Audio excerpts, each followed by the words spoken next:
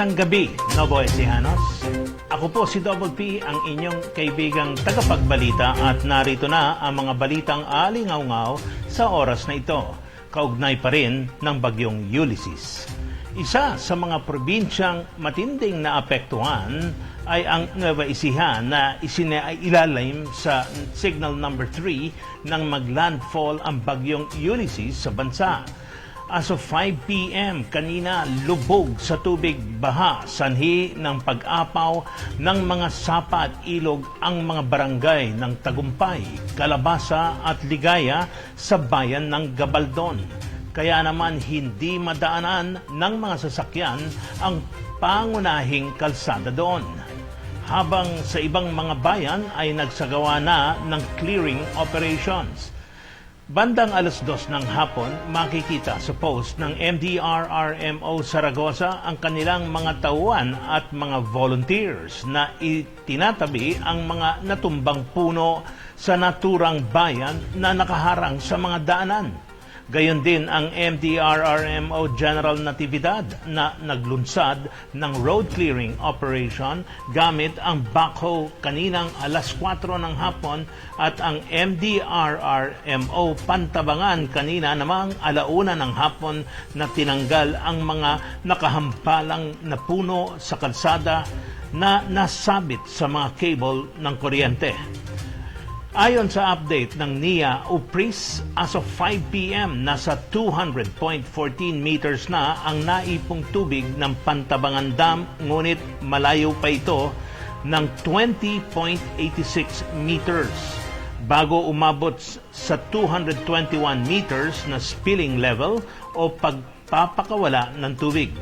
Tinatayang nasa 164 cubic meters per second naman ang itinapong tubig ng Peñaranda Dam as of 5 p.m.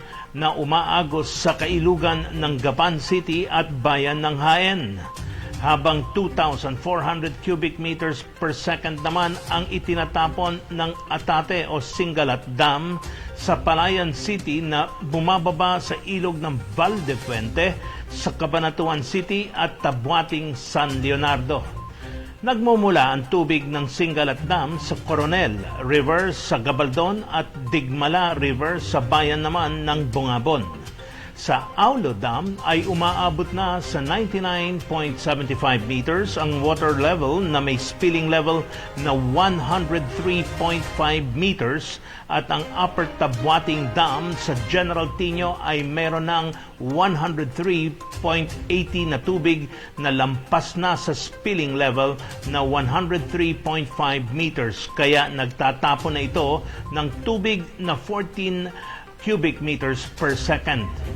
As of 6 p.m., based sa report ng DPWH 2nd District Engineering Office, ay hindi pa rin pwedeng daanan ang tablang Gabaldon Road sa Pantok, Gabaldon, maging ang Nueva Ecija Aurora Road sa Labi at Lusok, Bungabon.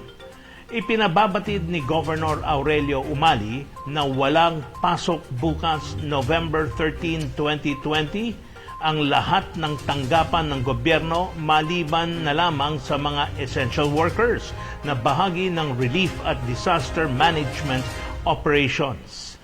Ipinapaubaya naman ang diskresyon sa mga may-ari ng mga pribadong kumpanya kung may pasok ang kanilang mga kawani.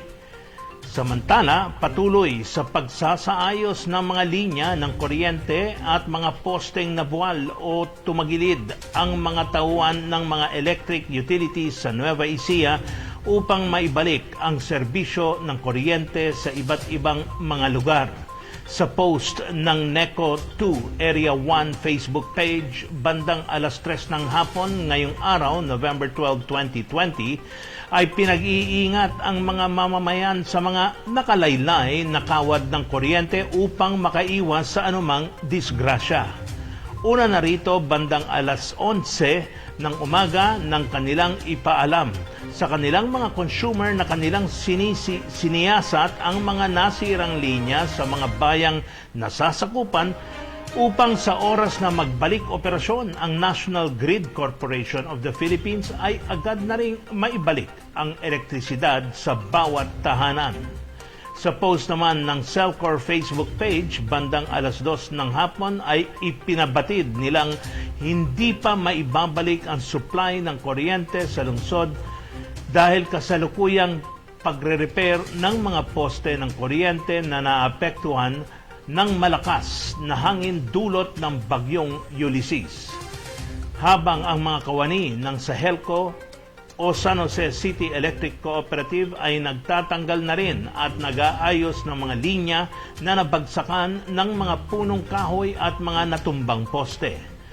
Humihingi naman ng pangunawa ang Tarelco 2 o Tarlac Electric Corporation sa kanilang mga miyembro kung hindi agad magkailaw sa mga lugar na kanilang nasasakupan bunsod ng nabubusising proseso ng pagsasaayos ng mga linya ng kuryente. Kaninang umaga ay nakipag-ugnayan sa pamahalang panlalawigan ang NGCP upang makapasok ang kanilang mga tauhan sa Nueva Ecija para maibalik ang supply ng kuryente na naapektuhan ng brownout. Ating pakinggan ang panayam kay NGCP Regional Communications Manager Ernest Vidal. Ano po ba yung mga lugar dito sa Nueva Ecija yung naapektuhan po ng brownout po? Lahat po ng mga electric cooperatives sa Nueva Ecija kaninang umaga ay naka-experience po ng power interruption. So nawalan po ng kuryente ang Nueva Ecija kaninang umaga, including po ang Aurora. Pero nung gumaganda-ganda na yung panahon, sinubukan naman namin mag-attempt na i-restore yung ibang mga linya. Successfully naman restored namin yung kuryente as of now, serving parts of Neco to Area 2, yan sa may bandang San Isidro. Normal na din po yung franchise areas ng Neco 1 and Cellcore. So as of the moment, ongoing yung restoration natin dito sa Neco to Area 1 para mabigyan ng kuryente yung Talavera substation nila. Pero all the rest, like sa Helco, yung remaining portions ng Neco to Area 2 and Neco to Area 1 going to Pantabangan and going to San Luis Aurora, yung mga yan alanganin ng ma-restore tonight. So bukas na po kami magsisimula sa restoration efforts namin. By tomorrow po, lahat maibabalik na po 100% yung mga lugar po na nawalan ng kuryente? Hindi namin matitiyak, no, na ma-restore namin 100% bukas. Pero susubukan namin na ma-restore lahat kasi yun nga, nagsisimula pa lang na tapos pa lang yung assessment namin din dun sa naging magnitude ng bagyo. So once we have the full picture na kung gaano kalaki yung damage, only then can we set a timeline kung kailan yung restoration. So as of now, wala pa kami ma-set na target, but definitely bukas magsisimula na po kami mag-restore. Okay po. So sir, ano po ba dun sa based sa initial assessment nyo, ano po yung mga naging dahilan nitong brownout, malawakang brownout po, lalo na po dun sa mga lugar na hindi pa kagad maibabalik po? So kung papansin natin yung bagyo kasi malakas yung hangin niya pero yung ulan hindi kalakasan. Madaming naipad na mga debris like mga yero, mga sanga ng puno dito sa mga linya ng NGCP. So sumabit sila. Other than those, mayroon din kaming naitala ng mga poste na tapol. Meron din naman yung kung hindi nakahiga, nakatagilid. So, leaning yung mga poles natin. Parehas lang naman po yung mga nai-report natin na damages, no, for entire Central Luzon. Sa Nueva Ecija, may mga leaning, may mga tapol po kami sa Pampanga, and as well as in other areas po sa Central Luzon. Ang NGCP po ay ginagawa ang lahat ng aming makakaya para po ma-restore po natin agad yung kuryente. So, humingi po kami ng tulong sa mga kababayan po natin na kung may alam sila na facilities ng NGCP na affected, like na tumba, o kaya naputol yung mga conductor, o kaya lining, malaking tulong po kapag kami i-report niyo po sa amin para makakadagdag po yan dun sa assessment namin sa pagpaplano namin ng restoration bukas. Pwede niyo pong i-text dun sa number ko, pwede niyo pong i-text dun sa hotline namin, pwede niyo pong i-message yung Facebook account po ng NGCP. NGCP, type niyo lang po sa Facebook, sa Twitter, lalabas naman po dyan. Pakiusap po, i-report niyo po sa amin kung may alam po yung mga damage facilities ng NGCP na posible hindi pa napatrolan ng mga kasama po namin, lalo na po dyan sa part ng Kabanatuan going to San Luis sa Aurora. Sir, ano po yung hotline number ninyo sa NDCP? 0917-847-6627. So, sir, ano?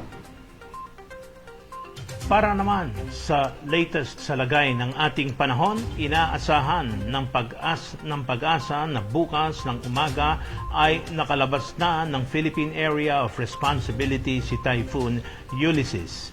Huling namataan ang mata ng bagyo kaninang alas 4 ng hapon sa layong 200 kilometers west ng Iba, Zambales at patuloy na gumagalaw pakanluran sa bilis na 25 kilometers per hour. Bahagya din na humina ang bagyo na ngayon ay may lakas na lamang na nasa 120 kilometers per hour at pagbugso na nasa 150 kilometers per hour. Patuloy man ang paglayo ni Typhoon Ulysses sa kalupaan ng Luzon ay nakararanas pa rin ng signal number 1 sa ilang mga lugar, partikular na sa western portion of Pangasinan, Tarlac, western portion of Pampanga, Zambales, Bataan at Lubang Island.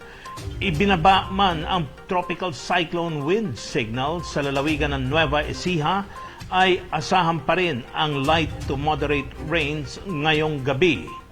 Inyong natunghayan ang pinakamaiingay na mga balitang umaalingaw-ngaw sa oras na ito. Ako po muli, si Double P, ang inyong kaibigan. Magandang gabi po sa inyong lahat.